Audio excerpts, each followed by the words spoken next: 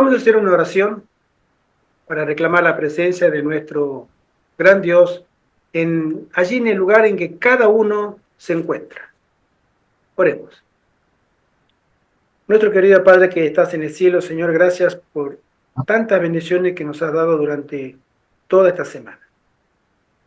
Un grupo de tus hijos se reúne en este momento para estudiar tu palabra, para alabar tu nombre y agradecer, Señor, por tanta bondad. Te suplicamos que bendigas a cada uno de los que participan y después a aquellos que lo escucharán más adelante. Amén. Que toda tu iglesia, Padre, pueda conocer el Evangelio tan bello que está en Cristo Jesús. Los capítulos que vamos a estudiar ahora son tan hermosos, Señor, que alabamos tu nombre por tanto amor. Gracias por todo lo que nos das. En el nombre de Jesús. Amén. Amén. Amén. Bien, hoy la escuela sabática está dada por los caballeros. ¿Sí? Entonces, tenemos dos capítulos, el capítulo 10 y el capítulo 11. El capítulo 10 es muy corto, es apenas una página, o una hoja sería, ¿sí? Y la va a leer y podemos comentar todos los que queramos. Se llama La red y la pesca. Vamos a mirar Mateo 13, ¿sí? Los versos 47 al 50, donde nos habla, ¿sí?, de la red, la parábola de la red. Dice así: asimismo el reino de los cielos es semejante a una red que echada en el mar recoge de toda clase de peces, y una vez llena la sacan a la orilla y sentados recogen los buenos en cestas y lo malo echan fuera. Así será el fin del siglo. Saldrán los ángeles y apartarán a los malos de entre los justos y los echarán en el horno de fuego. Allí será el lloro y el crujir de dientes. El echar la red es la predicación del Evangelio. Esto reúne en la iglesia tanto a buenos como a malos. Cuando se complete la misión del Evangelio, el juicio realizará la obra de separación. Cristo vio cómo la existencia de los falsos hermanos en la iglesia haría que se hablase mal de la verdad. El mundo injuriaría el Evangelio a causa de las vidas inconsecuentes de los falsos cristianos. Esto haría que hasta los mismos creyentes tropezaran al ver que muchos que llevaban el nombre de Cristo no eran dirigidos por su espíritu. A causa de estos pecadores, habían de estar en la iglesia, los hombres estarían en peligro de pensar que Dios disculpaba sus pecados. Por lo tanto, Cristo levanta el velo del futuro y permite que todos contemplen qué es el carácter y no la posición lo que decide el destino del hombre. No siempre nosotros entendemos el principio de Dios en cuanto al trato con la raza humana. Creemos que nosotros, como nos tratamos a nosotros mismos, como pecadores que somos todos, creemos que Dios también nos trata de la misma manera. Y a veces nos equivocamos, porque pensamos que Dios es hombre y que Él está para perdonarnos, está para comprendernos. ¿Cuántas veces habremos escuchado esa frase que dice: hermano, yo tengo que ir a trabajar el sábado porque Dios entiende, yo tengo que darle de comer a mi familia y no puedo renunciar, porque si renuncio mi familia va a pasar hambre? Dios entiende. Y así diferentes excusas. Nosotros sabemos que en el cielo las cosas no son de esa manera. Hay una norma que no cambia y nunca cambiará. Tanto la parábola de la cizaña como la de la red enseñan claramente que no hay un tiempo en el cual todos los malos se volverán a Dios. El trigo y la cizaña crecen juntos hasta la cosecha. Los buenos y los malos peces son llevados juntamente a la orilla para efectuar una separación final. Aquellos que hayan pescado, yo no he pescado con red, pero sí he pescado con caña. Y he visto a otras personas que pescaban con red. Y es interesante porque la red no discrimina. La red coge todo, lo que se le pone en el camino. Sin embargo, es el pescador el que discrimina. ¿Qué es lo que sirve y qué es lo que no sirve? Entonces, nosotros tenemos que mirar, entender que el Señor no es hombre. Además, estas parábolas enseñan que no habrá más tiempo de gracia después del juicio. Una vez concluida la obra del Evangelio, sigue inmediatamente la separación de los buenos y los malos, y el destino de cada clase de personas queda fijado para siempre. Cuando nosotros estamos entendiendo la etapa del juicio, en el cual hoy nosotros como raza humana, en esta época estamos todos viviendo, es una etapa muy solemne. Es una etapa que tiene que ver con lo que ocurre en el cielo y que afecta a cada uno de nosotros. La etapa del juicio es una etapa muy solemne, muy solemne. Dios no desea la destrucción de nadie. Vivo yo, dice el Señor Jehová, que no quiero la muerte del impío, sino que se torne el impío de su camino y que viva. Volveos de vuestros malos caminos. ¿Por qué moriréis? Esto está en Ezequiel 33, verso 11. Durante el tiempo de gracia, su espíritu está induciendo a los hombres a que acepten el don de vida. Son únicamente aquellos que rechazan sus ruegos los que serán dejados para perecer. Dios ha declarado que el pecado debe ser destruido por ser un mal ruinoso para el universo. Nosotros sabemos que el pecado está en esta tierra. Los pecadores, los ángeles caídos, fueron expulsados del cielo. El cielo ahora está libre de la influencia de Satanás. Pero aún así todo el pecado que reina en este mundo está teniendo consecuencias nefastas para todo el universo. Es como un ejemplo, no sé si a usted le habrá pasado, pero cuando hay 2, 3 casas juntas y en una de las casas hay un hombre, por ejemplo, voy a dar un ejemplo, un hombre violento que le pega a su mujer y se escuchan gritos, se escuchan golpes, se escuchan que se rompen la vajilla y etcétera, y hay llantos y los niños lloran. Uno dice, bueno, yo estoy en mi casa, a mí no me importa. Solamente es ahí, pero todo ese alrededor lamenta esa situación. Aunque es solamente en la casa de este hombre golpeador y donde la mujer y su familia, sus hijos son víctimas, afecta a todos. Yo recuerdo cuando era niño, me vine a cabo este ejemplo. Cuando era niño vivíamos al lado de un hombre que golpeaba a su esposa. Era niño, 7, 10 años, y se escuchaban gritos. Y muy violento este hombre. Y uno dice, bueno, en el universo pasa lo mismo. El cielo lamenta mucho lo que pasa en esta tierra. Los mundos no caídos lamentan mucho lo que pasa en esta tierra. Y hay promesas para que Dios pueda terminar de una vez y para siempre con el pecado en esta tierra. Durante el tiempo de gracia, su espíritu está induciendo a los hombres a que acepten el don de vida. Son únicamente aquellos que rechazan sus ruegos los que serán dejados para perecer. Repito, Dios ha declarado que el pecado debe ser destruido por ser un mal ruinoso para el universo. Los que se adhieren al pecado perecerán cuando éste sea destruido. Amén. Amén. Hay una obra para hacer en este mundo donde nosotros debemos comenzar una tarea de autoexamen profunda y sincera.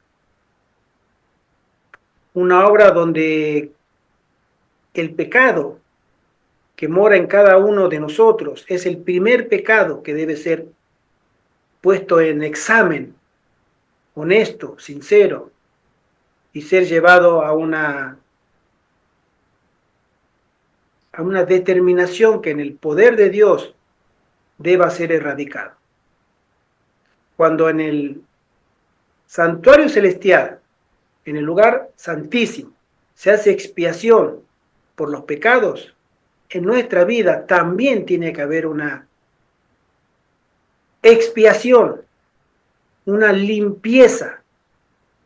Recordemos que en el Antiguo Testamento, y con esto termino, el día de expiación, el 10º día del 7º mes, ese día en el santuario estaba por aparecer la Shekinah, la gloria de Dios. Todo el mundo tenía miedo, y yo creo que especialmente el sumo sacerdote, porque su vida estaba en juego. Si él tenía un solo pecado, lo sacaban muerto. Pero en el campamento todos y cada uno, nosotros, en nuestras casas, en nuestra vida, cada uno hacía un examen simultáneo y paralelo a lo que pasaba en el lugar santísimo ese día, de lo que era estar limpio ante Dios. Porque la presencia de Dios se iba a manifestar en el campamento, en el santuario, en el tabernáculo. Hoy eso era un símbolo, hoy es real, hoy es real. ¿Sí? Y eso tenemos siempre que tenerlo en cuenta. El que sigue ahora, el capítulo 11, ¿sí? Nos lo va a comentar el hermano Ruperto. Hermano Ruperto, por favor, todos tenemos la libertad de poder levantar la mano y hacer un comentario, ¿vale? Hermano Ruperto, el tiempo es tuyo. Empieza a leer, ¿no?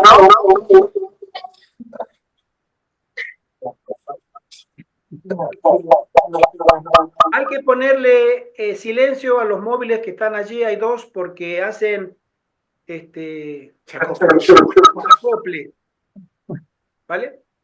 Está el móvil de la hermana Belín.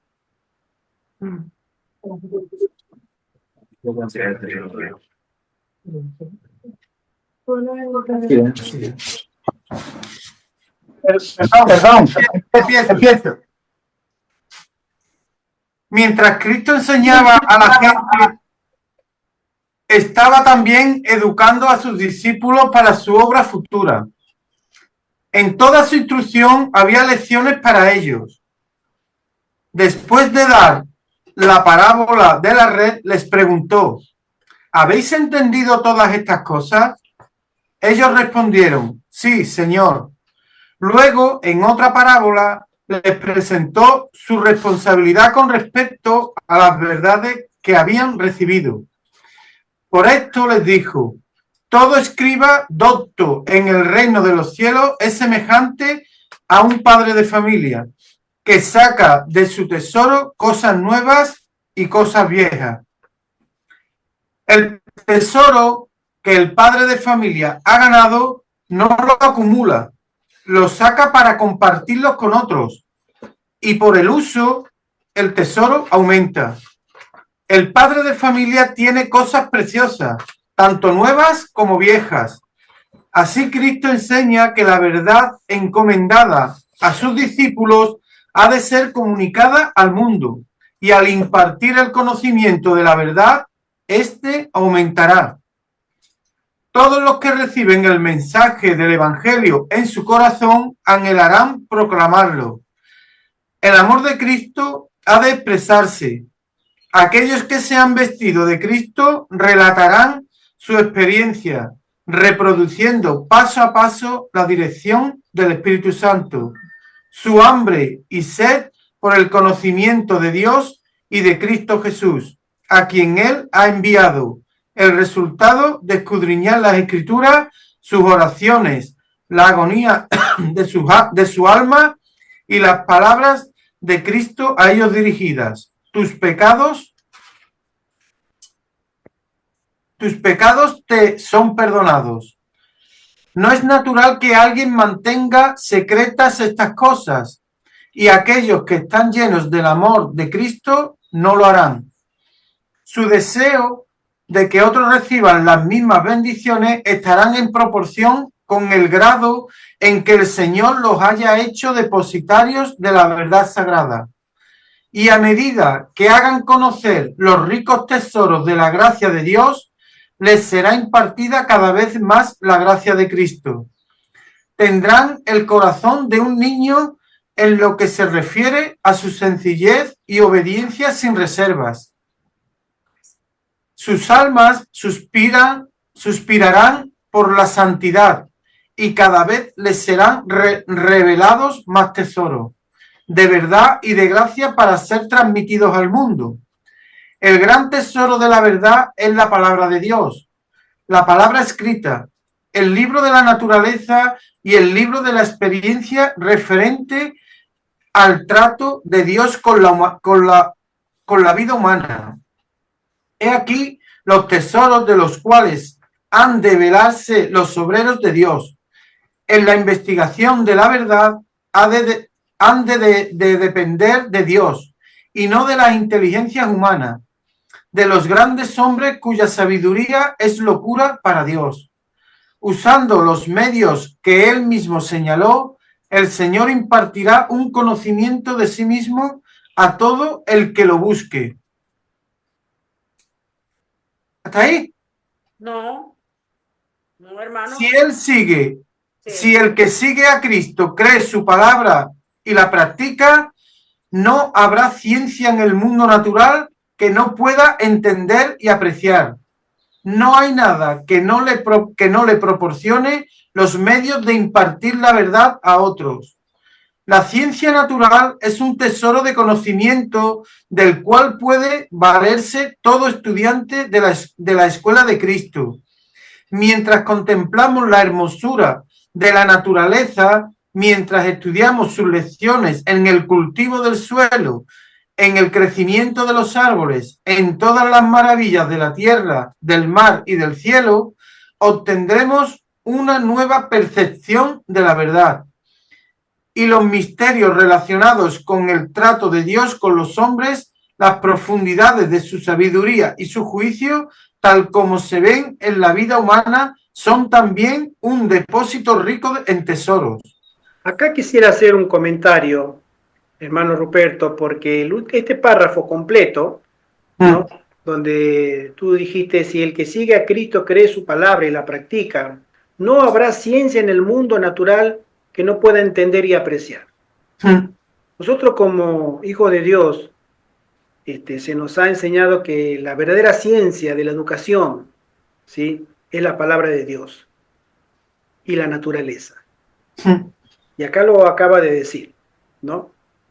Cuando entendemos que la iglesia adventista fue depositaria de las grandes gemas o joyas de la verdad, era retenerlas, ¿sí?, para poder crecer, para poder crecer en la gracia y el conocimiento. ¿Sí? Entonces, cuando anoche estoy leyendo mucho el tema del cual vamos a predicar ahora, y vemos que la Biblia es suficiente. La palabra de Dios es suficiente para toda ciencia que el hombre necesita entender, porque lo hace más sabio, lo hace más útil a la sociedad, lo hace más humilde, lo hace más generoso, lo hace más empático. Todas las bondades que uno pueda imaginarse en una persona las produce una conversión cuando uno tiene una conexión vital a través del Espíritu Santo con la palabra de Dios y con la naturaleza. Y cuando miramos el modelo educativo de los puestos de avanzada, ese es el final del puesto de avanzada. Querer adaptarse al modelo educativo de Dios, en contraposición con el modelo educativo de no voy a decir del mundo, porque el mundo es el mundo, no hay nada que hablar, sino con el modelo educativo de las instituciones adventistas. Cuando tú entiendes que el modelo educativo de Dios es sencillo, ¿sí?, y no dependemos de la ciencia humana, ni de la especulación humana, ni de la sabiduría humana, podemos llegar a ser grandes hombres y mujeres para Dios. Eso, hermano. Pero a mí quiero hacer hincapié también en que el tema de que cuando tú recibes la palabra de Dios, como a eso que le llamamos el primer amor, porque siempre se dice el primer amor, tu deseo es compartir eso con otro, porque verdaderamente buscas que eso lo reciban más personas. Exactamente. Pero me hace me llama la atención cuando compara eso, lo que es eso, con el primer libro de Dios, que es la naturaleza. Sí. ¿Cómo compara cuando dice, mientras contemplamos la hermosura de la naturaleza, cultivamos la tierra, el crecimiento, y cómo volvemos a lo que usted dice, a los puestos de avanzada, que era para estar en contacto con la creación de Dios? Exacto. Y es una de las cosas que también tenemos que transmitir a los demás, porque es un mensaje de verdad presente, de que tenemos esta bendición y queremos transmitirla a los demás porque verdaderamente es lo que Dios quiere para su pueblo hoy día. Que el Señor desea que nosotros podamos experimentar el cambio. A mí me ha pasado, personalmente me ha pasado, cuando vinimos nosotros, ya tenemos 3 años acá, el primer año que estuvimos acá me tocó viajar a Berlín, y la verdad que no sentí, dije, pasó un año, porque me fui al febrero del año siguiente, el mismo mes que vine, y no sentí ninguna diferencia. Dije, parece que como si no me hubiera ido, conocía los lugares, podía entender a la gente hablar, miraba, no vi cambio. Pero hermano, el segundo año tuve que regresar de nuevo a Alemania y me di cuenta la diferencia que era estar en una ciudad, en una mega ciudad. Y dije, no quiero estar acá ya. Me sentía mal. Y al sentirme mal, me di cuenta de que el Señor estaba haciendo una obra eficaz en mi vida, de no necesitar estar en un lugar tan densamente poblado, tan especial, que no quería estar. Quería volver a Riego del Monte. Necesitaba volver. No me sentía bien al segundo año. Ahora me encanta. Como le digo a veces a mi familia, encontré mi lugar en el mundo. ¿Sí? Acá en el campo. Van a ir. Sí, yo también digo lo mismo, por lo menos cuando me toca ir a hacer trámites a otras ciudades, a esas grandes ciudades, a Madrid, a León no tanto porque es una ciudad pequeña, pero a otra ciudad sí bastante grande, sí, son bonitas y todo, pero llega un momento cuando veo esas masas de gente atravesando semáforos, subiéndose a los trenes y a los tranvías y a todo eso. Y yo digo, yo quiero estar en mi casa, yo quiero irme para mi pueblo. O sea, no me hallo ya en esas megaciudades. Aquí me llama mucho la atención un párrafo que dice, el gran tesoro de la verdad es la palabra de Dios, la palabra escrita, el libro de la naturaleza y el libro de la experiencia referente al trato de Dios con la vida humana. He aquí los tesoros de los cuales han de valerse los obreros de Dios. En la investigación de la verdad han de depender de Dios y no de las inteligencias humanas, de los grandes hombres cuya sabiduría es locura para Dios. Usando los medios que Él mismo señaló, el Señor le impartirá un conocimiento de sí mismo a todo el que busque.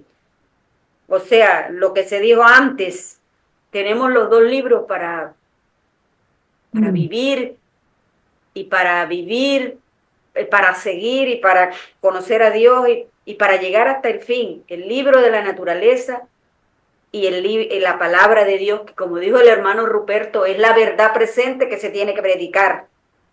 Sí. La Biblia por un lado y la vida en los puestos de avanzada, en contacto con la naturaleza. Dios le va a dar ese discernimiento a las mentes humanas, para que no dependan de los sabios, de los físicos, de los químicos. Y hay gente que se jacta de eso.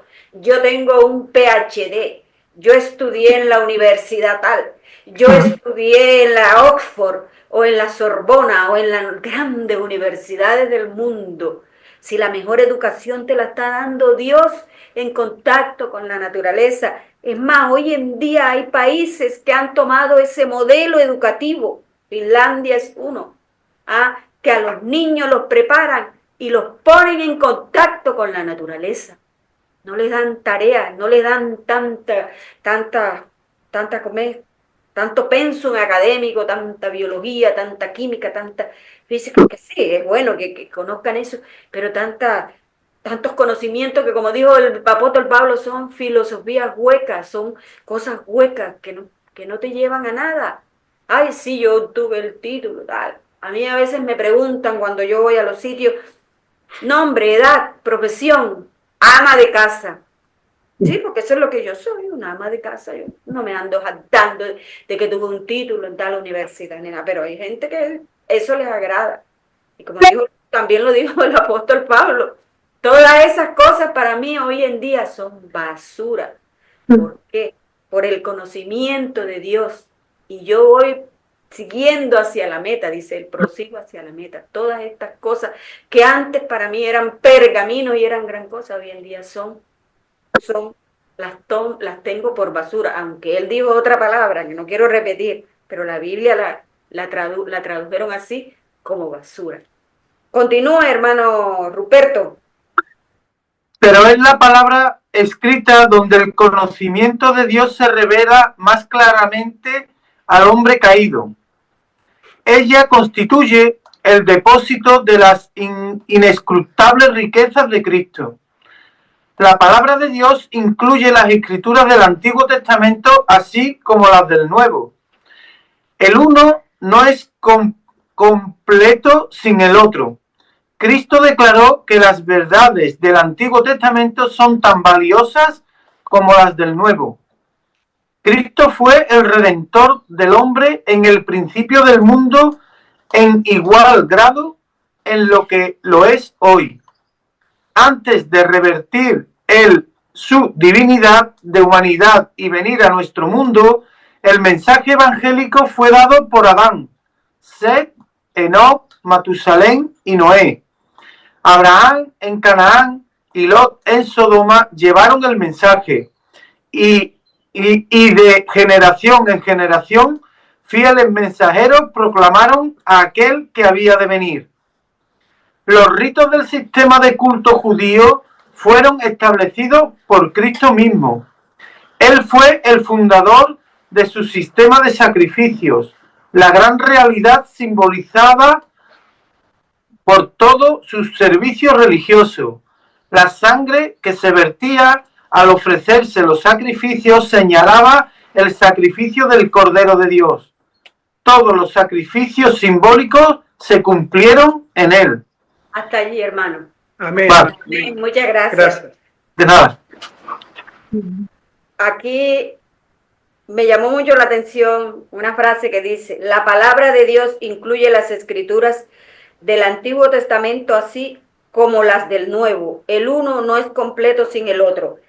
Yo conozco denominaciones religiosas que, bueno, ellos dicen que son cristianos, pero no reconocen la autoridad ni la veracidad del Antiguo Testamento. Ellos dicen, no, lo que pasa es que estamos bajo la gracia y bajo el nuevo pacto. O sea, solamente leen es el Nuevo Testamento. O sea, el Antiguo Testamento prácticamente no lo estudian o no lo citan. Y aquí dice la mensajera del Señor que el uno complementa el otro. O sea, no es completo. Y ahí ellos nada más están estudiando, o sea, desde Mateo, desde el libro de Mateo. Y todo lo demás, lo que pasó, lo que hizo Dios en la antigüedad, o sea, para ellos no tiene validez.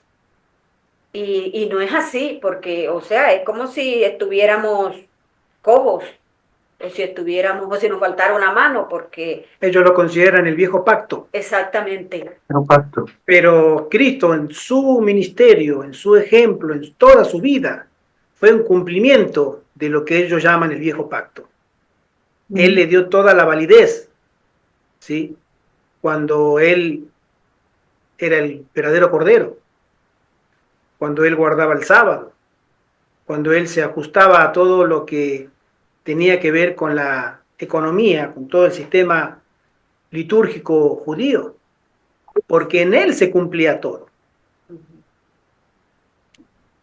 Además, Jesús también, Él citó, porque Él le decía a ustedes, le preguntaba a los fariseos, ¿qué lees en la ley?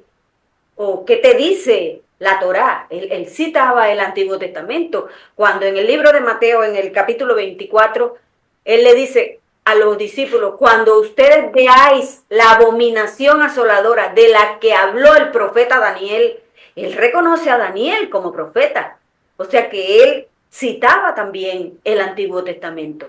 Entonces yo no sé por qué estos hermanos no quieren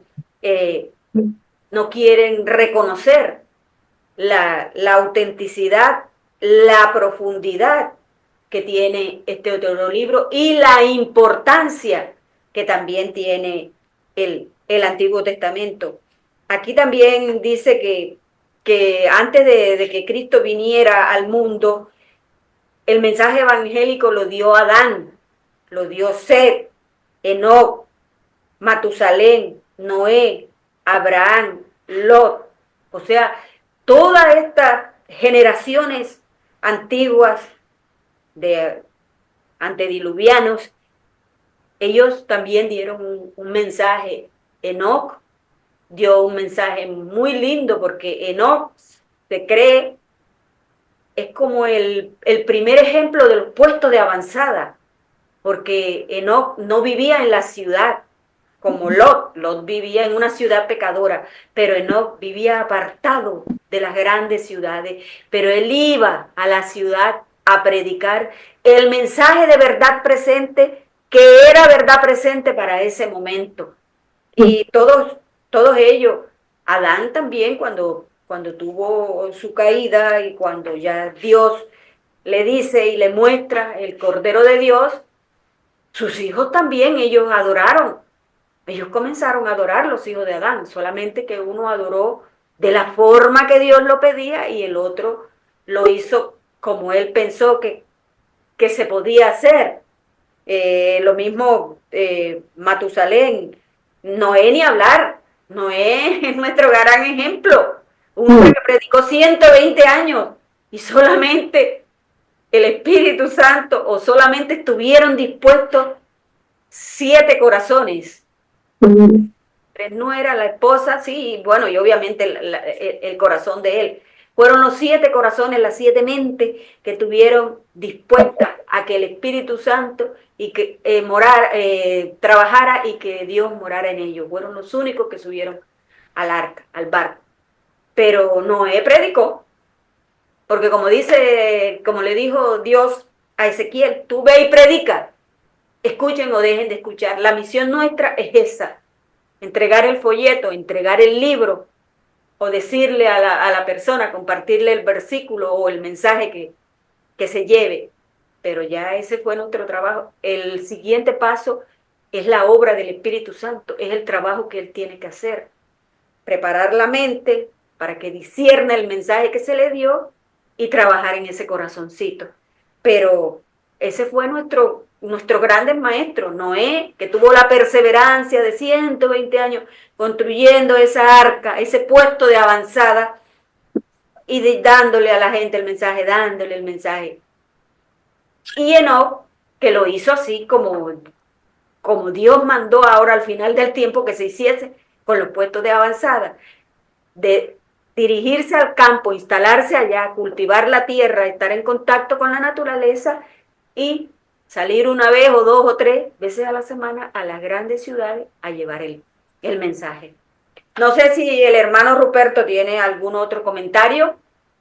Yo veía también de que como que vemos también de que el Dios de ayer es el Dios de hoy y el Dios de mañana y no cambia, porque vemos como el Antiguo Testamento digamos, se conjuga con el Nuevo Testamento. Entonces vemos que el Dios que tenemos no cambia, como hoy suelen decir mucho que el Dios del Antiguo Testamento era el Dios del Antiguo Testamento y el del Nuevo es otro diferente. Vamos, que ha cambiado, y vemos como no. Hay serios planteos hasta incluso de gente atea que menciona y dicen, ¿por qué el Dios del Antiguo Testamento, el tal Jehová, yo lo escuché en unos reportajes, mandaba matar a toda la gente, incluso a los niños, a las mujeres embarazadas, a los viejos, a los animales? ¿Por qué? ¿Por qué tanta maldad? Esas son unas preguntas que, fuera del contexto histórico, son válidas. Pero cuando tú entras a analizar el mundo espiritual, son muy lógicas. Cuando Dios manda a destruir a toda la nación de los amalecitas, por ejemplo, ¿sí? Y nos manda a Saúl, ve y acaba con todo. Hay registros históricos, arqueológicos, donde, por ejemplo, esa entre otros, los cananeos eran terribles también, ¿sí? Por eso Dios los echó de ese lugar, porque ellos estaban tan entregados, pero tan entregados a la corrupción moral, que no solamente tenían prácticas que llamamos hoy censurables, sino que estaban tan en íntima comunión con los espíritus caídos, eran espiritistas, eran demonios en forma de persona. Y nosotros sabemos que el mundo espiritual, cuando, esto lo hemos escuchado de mucha gente que ha salido de ese mundo dando testimonio, sacerdotes, chamanes y toda esa gente de alto grado en el mundo espiritual, que hay personas que pueden transferir el poder de dedicar las criaturas, los no natos, a Satanás, a los demonios. Ustedes saben que el testimonio del pastor Walter White, él fue testigo de su propio hijo, que su suegro, satanista, masón grado 33, dedicó al nieto a Satanás. Y cuando el niño nació, ¿qué es lo que hizo Satanás? Reclamarlo. Es mío. Bueno, ese es un ejemplo, hay otros ejemplos. Y en esas sociedades antiguas, eso era común. Eso era algo moneda corriente.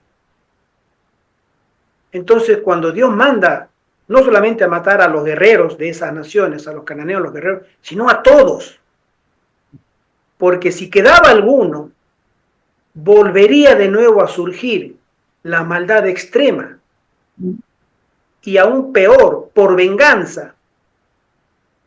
Entonces Dios mandaba a exterminar todos, hasta los animales.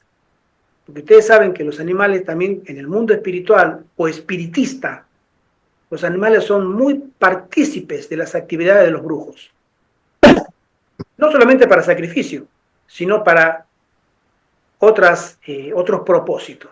Por eso Dios, con sabiduría, dijo, esta gente ya no tiene cura, esta gente ya es irremediable, ya no se puede hacer nada, absolutamente nada, hay que exterminarlos. Y no tenemos hoy, con esto cierro el comentario, no tenemos hoy esta clase de sociedad, porque en la época del Imperio Romano, y especialmente cuando sube la Iglesia Católica, uno puede decir la Iglesia Católica hizo muchas cosas mal y las hace, por supuesto que sí. Pero una de las cosas buenas que tiene la Iglesia Católica es que para surgir como único poder religioso y absoluto en la Europa medieval, exterminó a todos esos cultos. Los mandaba a la hoguera, agarraba brujas a la hoguera, chamanes, brujos a la hoguera. Cuando vino acá a la América a conquistar, los aztecas hacían sacrificios humanos. Eran gente muy perversa y exterminó todo. O sea, después de la Iglesia Católica y su Inquisición, quedó como único poder religioso apóstata absoluto, y todas las otras formas de religión que llegaron hasta la época de la Edad Media, desaparecieron. Por eso hoy no vemos eso. Pero hasta hace 500 años existía lo mismo que hace 2500 años. Y la Iglesia Católica exterminó, barrió con todo eso. ¿Sí? En el deseo de conseguir el poder, que lo consiguió, por supuesto, porque Satanás dice en la Biblia que le dio su trono, grande poder y autoridad en esta tierra. Por eso hay preguntas que tienen respuesta en el contexto histórico. El hermano José levantó la manito. Sí. Bueno, hola. Yo no sé si tiene relación lo que voy a decir con todo lo que se está tratando aquí, ¿no? Pero conforme uno va estudiando profundamente la Biblia, ¿no? Pidiendo siempre en oración el Espíritu Santo de Jehová, ¿no? Que se ha derramado sobre mí. Y aunque he sido durante toda mi vida, desde que quería conocer a Dios más profundamente, ¿no? A Jehová, muy perezoso y muy lento, ¿no? Pero todo lo poco o mucho que el Señor me ha dado de su sabiduría, entiendo que desde niño, como a todos, ¿no? Nuestros padres en su ignorancia, ¿no? Voluntariamente y en su ignorancia, pues nos entregaron como sacrificios, no a los Baales, a los dioses, ¿no? En este caso de la Iglesia romana, ¿no? O sea, enseñándonos, llevándonos a las iglesias de culto, ¿no? Nuestros padres, ¿no? Y enseñándonos doctrinas erróneas, ¿no? Y a admirar la idolatría que había delante de o sea, dentro de esas iglesias, dentro de esos templos, ¿no? Como en la antigüedad sacrificaban vivos a los hijos, ¿no? O sea, los llevaban a la muerte en honor a esos Baales, ¿no? Pero ahora sucede lo mismo, ¿no? Aunque, o desde pequeño me doy cuenta de que eso a mí me pasó, ¿no? Y a muchas generaciones me imagino, ¿no? Que, bueno, no es que nos quiten la vida directamente, ¿no? Pero nos entregan a muerte, diríamos directamente, ¿no? A un grave error. Y bueno, vamos a ver, cuando el Espíritu Santo de Jehová obra en cada uno de nosotros, nos damos cuenta que es fácil acariciar, descubrir el mismo Jehová nos revela la verdad, ¿no? La teoría la sabemos, pero ahora la práctica es más complicada, ¿no? Si nos descuidamos, podemos fácilmente volver a los errores, al pecado, a la rebeldía, a la transgresión, ¿no? Entonces, por eso hay que tener, que es complicado, pero no es imposible, ¿no? Todo lo que para el hombre es imposible, para Dios es posible, ¿no? Entonces, tenemos que tener una plena consagración, día y noche, segundo minuto a minuto, una comunión, una relación íntima con el Señor y no olvidar lo que tiene que estar presente en nuestras vidas y que no hay otra cosa para nosotros nada más que su palabra y su verdad y nada más. Todo lo mundano debemos abandonarlo completamente, ¿no? Y aún así a veces no nos damos cuenta y podemos caer. Bueno, puedo decir muchas cosas más, ¿no? Pero no quiero ser el centro, ¿no? de toda la reunión. Vale, cómo no, hermano. Gracias. Hermano Carlos, tú levantaste la manito también.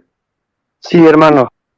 Vea, ante tantas doctrinas que han sucumbido al pueblo de Dios, vemos cómo Jesús inició justamente ahí en la parábola de la red, nada más y nada menos que a orillas del mar.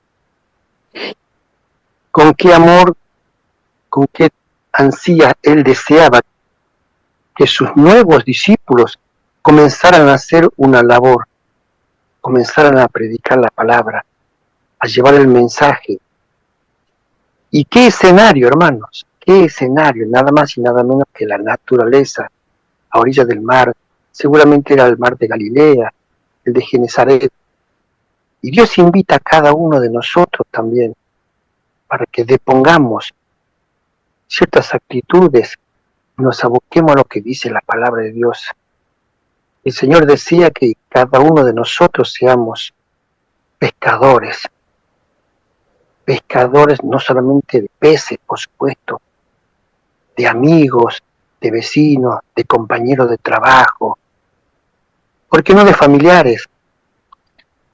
Y con Él está la promesa, no nos va a dejar solo, estará hasta los últimos días de nuestra vida, siempre y cuando que nosotros podamos seguir haciendo de su mano, tomándonos de su mano. El Señor en esa parábola nos invita a que como la red es amplia y a diferencia de la caña de pescar que es direccional, aboca a una persona o aún en este caso a un animalito, decía que la labor nuestra sea abarcativa, que sea geométrica, que sea para todos. Y eso es que el Señor decía para cada uno de nosotros. Amén. Amén, hermano. Gracias. Hermano José Antonio, Con mucho gusto. él va a continuar en el capítulo y después lo terminaré, terminaste servidor acá. Muy bien, pues sigue aquí este capítulo de palabras de vida del gran maestro. Dice así: Cristo, tal y como fue manifestado por los patriarcas, simbolizado en el servicio expiatorio, pintado en la ley y revelado por los profetas, constituye las riquezas del Antiguo Testamento. El Antiguo Testamento estaba dirigido a Cristo. Cristo en su vida, en su muerte y en su resurrección. Cristo, tal y como lo manifiesta el Espíritu Santo, constituye los tesoros del Nuevo Testamento. Es decir, el Antiguo Testamento y el Nuevo Testamento solo se pueden comprender y valorar en la persona de Cristo. Y es frecuente que oigamos cuando se dicen es que el Antiguo Testamento es un Dios vengativo, como ha comentado algo el hermano Gerardo, es un Dios justiciero. Nada de eso es así, es una interpretación superficial. El Antiguo Testamento, como el Nuevo Testamento, reflejan dos aspectos fundamentales de la creación de Dios y del ser de Dios, que es la verdad y el amor. Ahí lo veremos en el Antiguo. Aunque en el Antiguo Testamento vemos, como ha dicho el hermano Gerardo, las idolatrías y luego las guerras y las matanzas, etcétera. Pero todo eso hay que saberlo interpretar, que ya lo ha explicado el hermano Gerardo. Entonces, vamos a pasar al siguiente párrafo.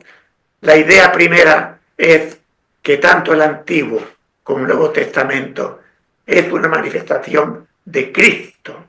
Es decir, Dios en distintos aspectos. Sigamos.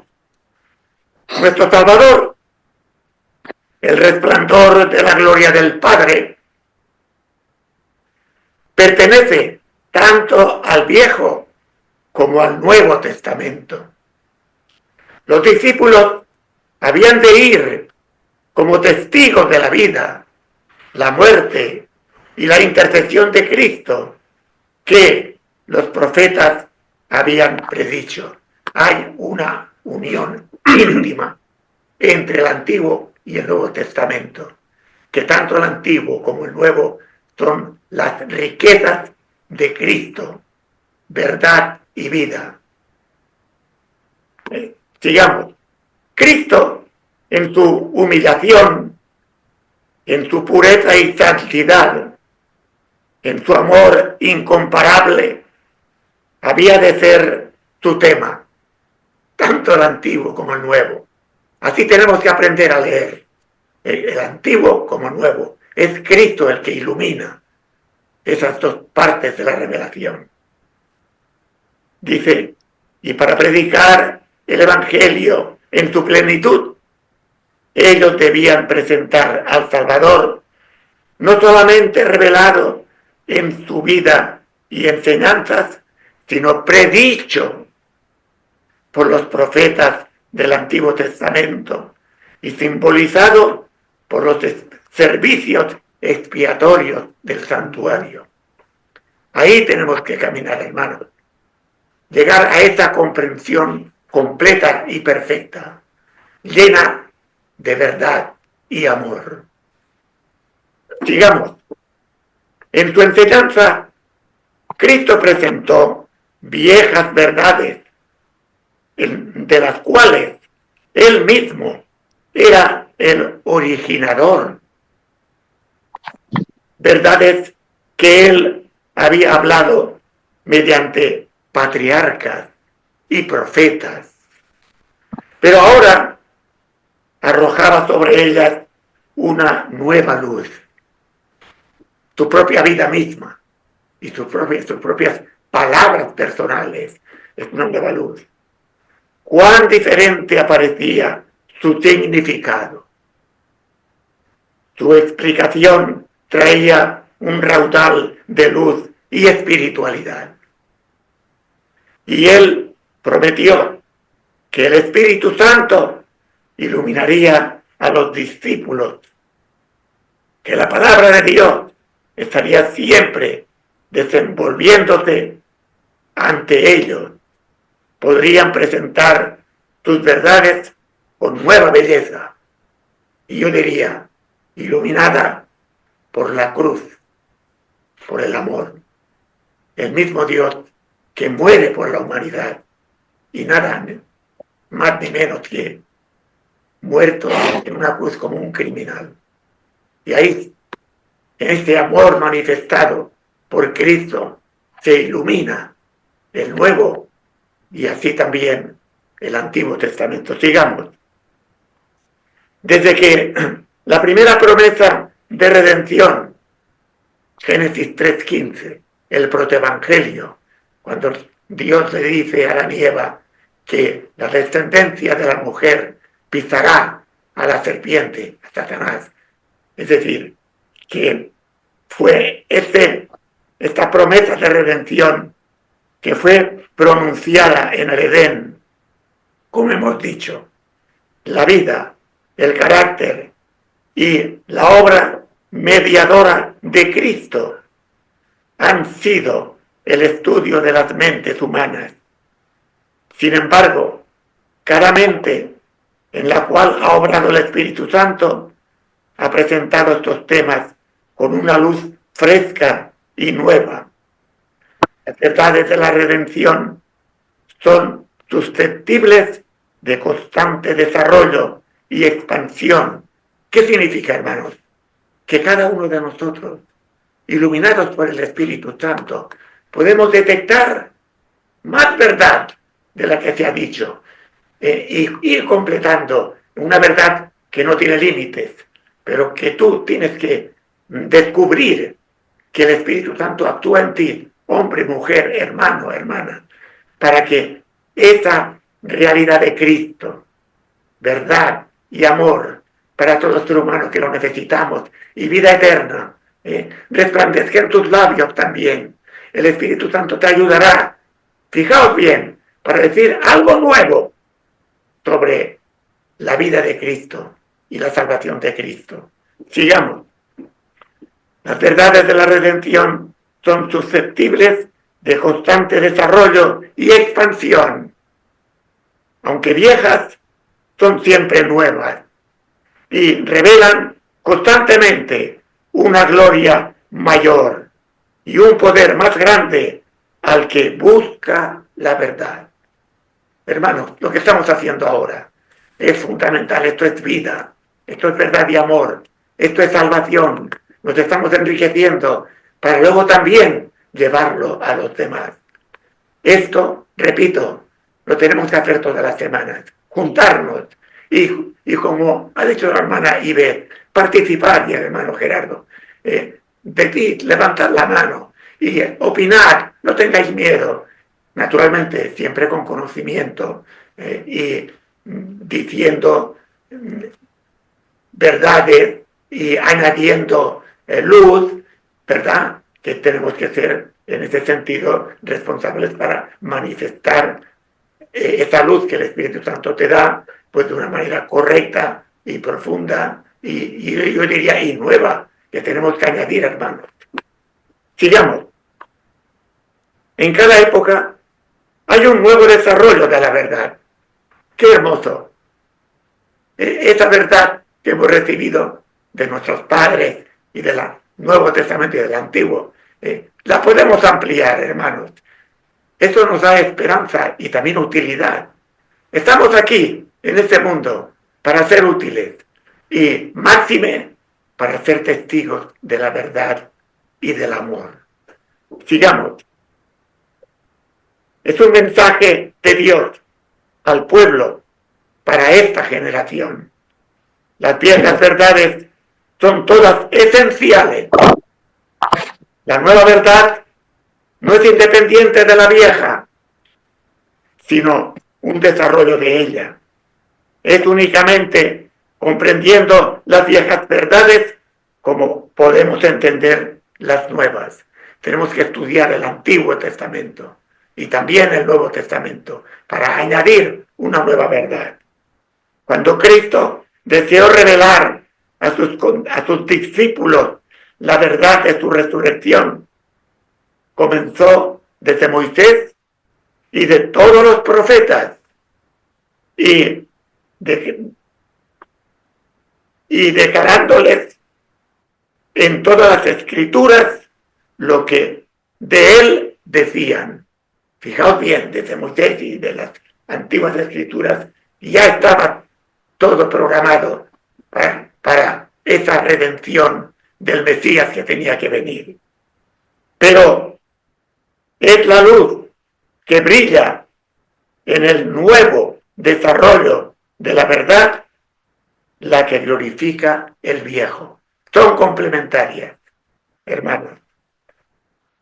Aquel que rechaza o descuida lo nuevo no posee realmente lo viejo. Para él, la verdad pierde su poder vital y llega a ser solamente una forma muerta. Existen personas que profesan creer y enseñar las verdades del Antiguo Testamento mientras rechazan el Nuevo. Pero al rehusar recibir las enseñanzas de Cristo, demuestran no creer lo que dijeron los patriarcas y profetas. Si vosotros creyeseis a Moisés, dijo Cristo, creeríais a mí, porque de mí escribió él. Es decir, estamos profundizando cómo están íntimamente unidas la verdad del Antiguo Testamento como del Nuevo. Y entonces, ¿cuál es el objetivo, hermanos? Que seamos capaces de conocer cada vez más el Antiguo Testamento y capaces cada vez más de conocer el Nuevo Testamento. Porque ¿qué pasó en el Antiguo Testamento? Que no reconocieron al Mesías, que vino, y ahí vemos a Sanedrín y a Caifás, que resulta que lo condenaron a muerte porque no comprendieron el Antiguo Testamento, los patriarcas, los profetas. Y el Nuevo Testamento, si no reconocemos al Antiguo Testamento, nos va a pasar igual porque tendremos un conocimiento de Cristo también equivocado. Bien, vamos a ir terminando, ya queda poco. Por ende, no hay verdadero poder en sus enseñanzas, ni aún del Antiguo Testamento, aquellos que no unen a los dos testamentos. Muchos de los que pretenden creer y enseñar el Evangelio caen en un error similar, porque no se apoyan en el Antiguo. Ponen a un lado las escrituras del Antiguo Testamento, de las cuales Cristo declaró: ellas son las que dan testimonio de mí. Al rechazar el Antiguo Testamento, prácticamente rechazan el Nuevo, pues ambos son partes de un todo inseparable, hermano. Y terminamos. Ningún hombre puede presentar correctamente la ley de Dios sin el Evangelio, ni el Evangelio sin la ley de Dios. Es decir, se refiere al Evangelio, el Nuevo Testamento, y la ley de Dios, el Antiguo Testamento. No podemos presentar a Jesucristo sin el Antiguo y el Nuevo Testamento. La ley, que es el Antiguo Testamento, es el Evangelio sintetizado. Y el Evangelio es la ley desarrollada. La ley es la raíz. El Evangelio, su fragante flor y fruto. Qué hermoso, ¿verdad? Quería comentar, Sí. si nosotros sabemos que la ley es un trasunto, una expresión del carácter de Dios, ¿verdad?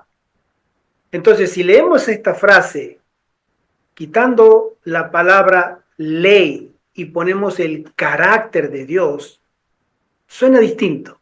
Fíjense, ningún hombre puede presentar correctamente el carácter de Dios sin el Evangelio, ni el Evangelio sin el carácter de Dios. El carácter de Dios es el Evangelio sintetizado.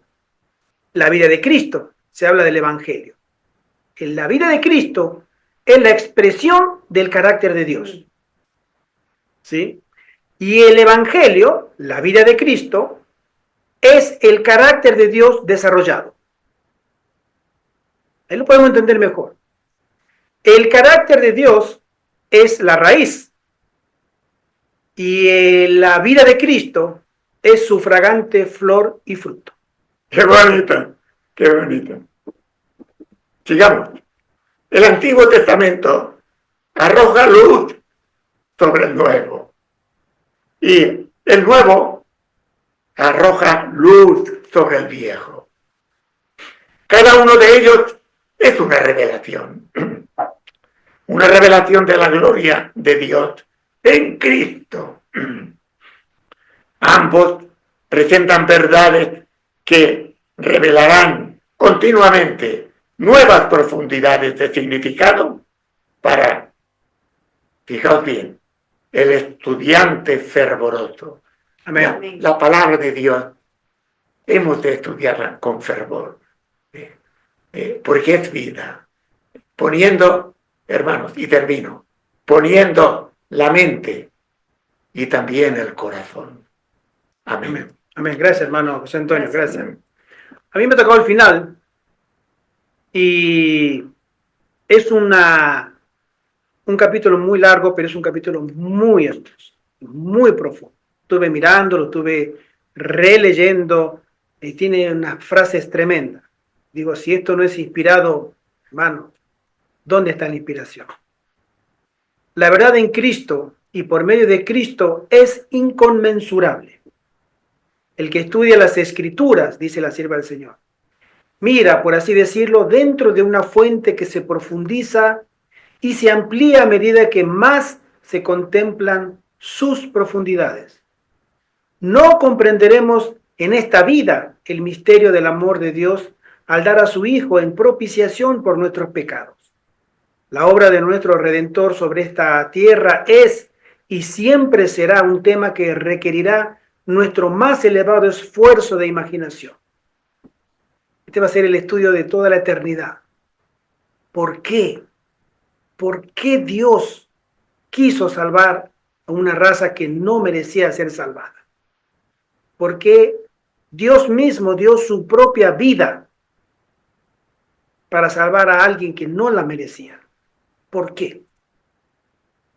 El hombre puede utilizar toda facultad mental en un esfuerzo por sondear este misterio, pero su mente desfallecerá y se abatirá. El investigador más diligente verá delante de él un mar ilimitado y sin orillas. La verdad, tal como se halla en Cristo, puede ser experimentada, pero nunca explicada. Su altura, su anchura y profundidad sobrepujan nuestro entendimiento.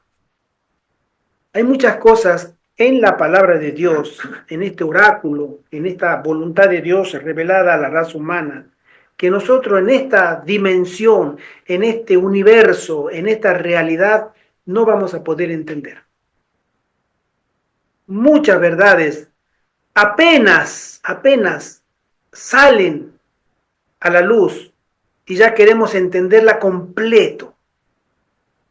el tema de el misterio de la piedad, el misterio de la divinidad, Dios, su naturaleza, quién es Dios, el tema del pecado, ¿por qué? ¿Por qué surgió?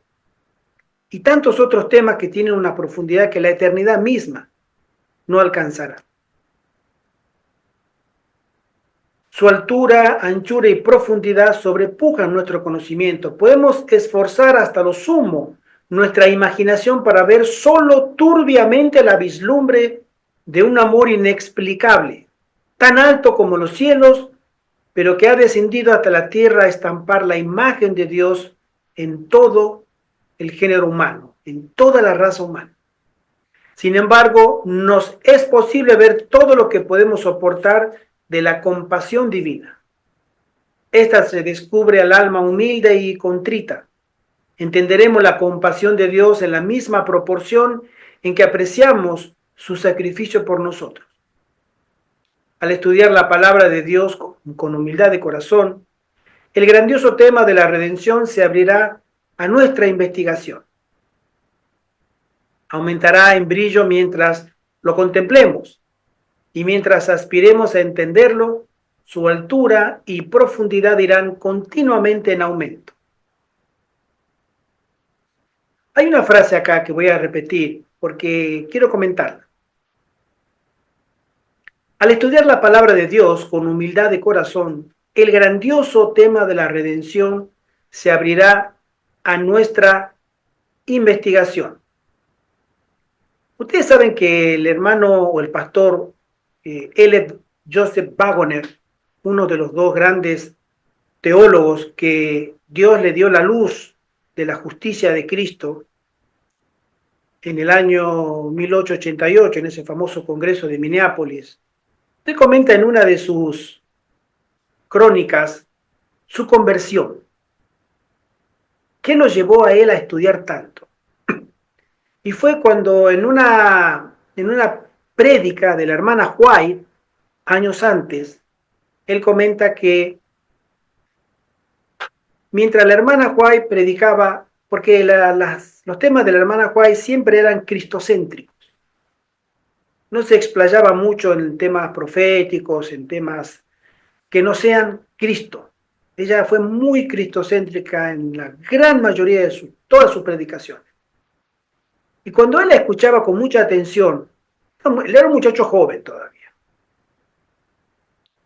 Cuando la escuchaba, Cristo y su sacrificio, Cristo y la experiencia del Calvario, él comenta, el pastor Waggoner, él sintió por primera vez que Cristo no solamente había muerto por la raza humana, sino que había dado su vida en la cruz por él, en primera persona. Él dijo, yo sentí la primera vez que Cristo murió por mí, por Joseph Elliot Waggoner. Y eso me derrotó. Y empecé a investigar y a estudiar ese amor tan profundo, porque lo tomó como que no había otra persona por la cual Cristo murió, sino por él mismo. Lo vio de cerca ese sacrificio de amor inconmensurable. Y el Espíritu Santo tocó su vida y empezó a estudiar ese sacrificio. Estudiar. Y pocos años después, junto con el pastor Jones, descubrieron, ¿sí?, la importancia en el sistema de sacrificio que es Cristo y solo Cristo el método de salvación. Cuando en ese momento se creía que era la ley. No, la ley, hay que obedecer la ley está en el propiciatorio, la ley el sábado está bien alumbrado, el sábado es relevante. Él dijo, no. Eso es importante. Pero lo más importante para nuestra salvación no es el propiciatorio, lo que está en el lugar santísimo, sino quién lo habita. en el lugar santísimo, que es Cristo. Y esa nueva luz que la iglesia necesitaba en esa época, porque se había vuelto muy legalista, la hermana Juárez lo comenta,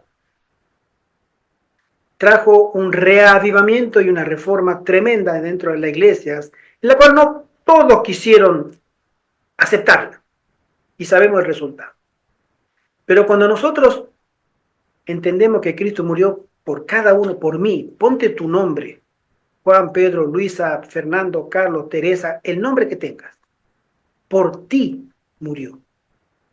Y tú entiendes eso, entonces entenderás que el Espíritu Santo puede obrar una obra eficaz en ti también, para hacerte un hombre y una mujer completamente santo para la gloria de Dios. Amén. Amén. En el párrafo siguiente dice, en aquellos que la posean, la religión de Cristo se revelará como un principio vivificador que todo lo penetra, una energía espiritual y viviente que obra. Se manifestará la frescura, el poder y el gozo de la perpetua juventud. El corazón que recibe la palabra de Dios no es como un pozo de agua que se evapora, ni como una cisterna rota que pierde su tesoro. Es como el torrente de la montaña alimentado por fuentes inagotables, cuyas aguas frescas y cristalinas saltan de una roca a otra, refrigerando al cansado, al sediento y al cargado. Esta experiencia imparte a cada maestro de la verdad las cualidades necesarias para hacerlo un representante de Cristo. Esta experiencia imparte a cada maestro, a cada uno de nosotros, de la verdad, de las cualidades necesarias para hacerlo un representante de Cristo. Muchas gracias.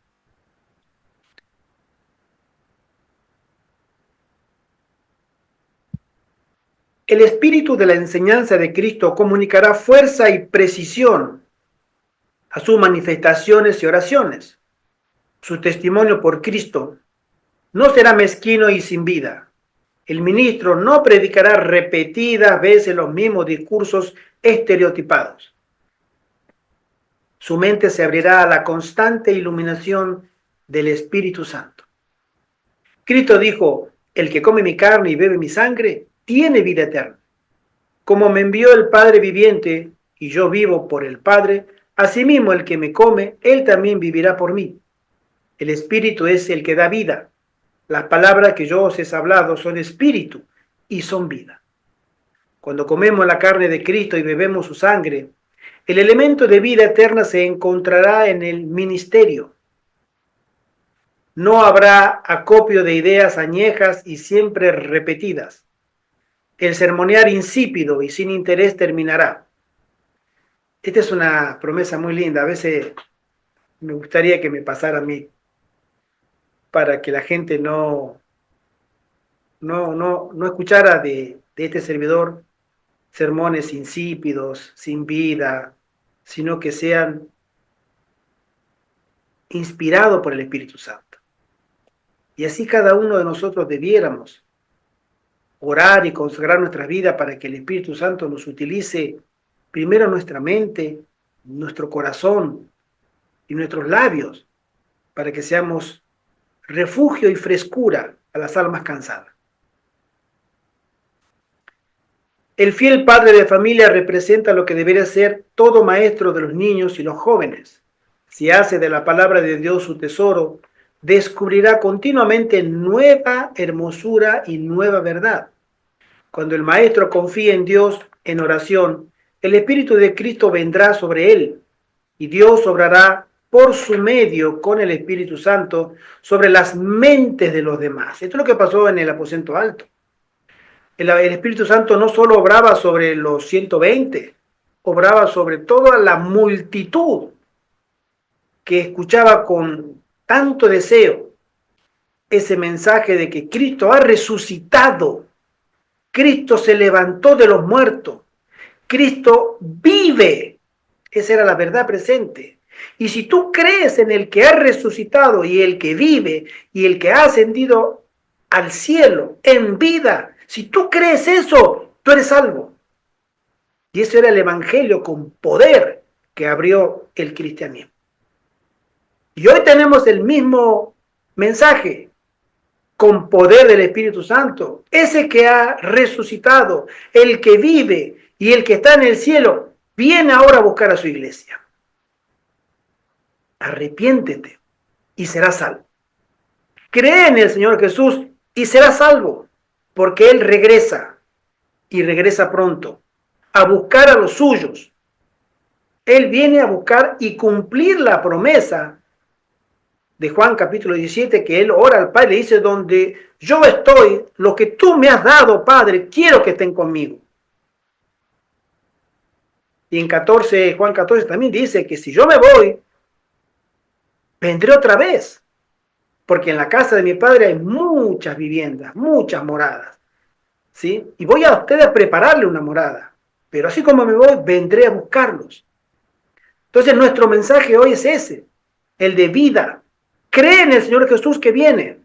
Arregla tu vida con Dios para que Él pueda hacer una obra en ti eficaz por medio de su Espíritu y tú te puedas preparar para recibir a Dios en las nubes.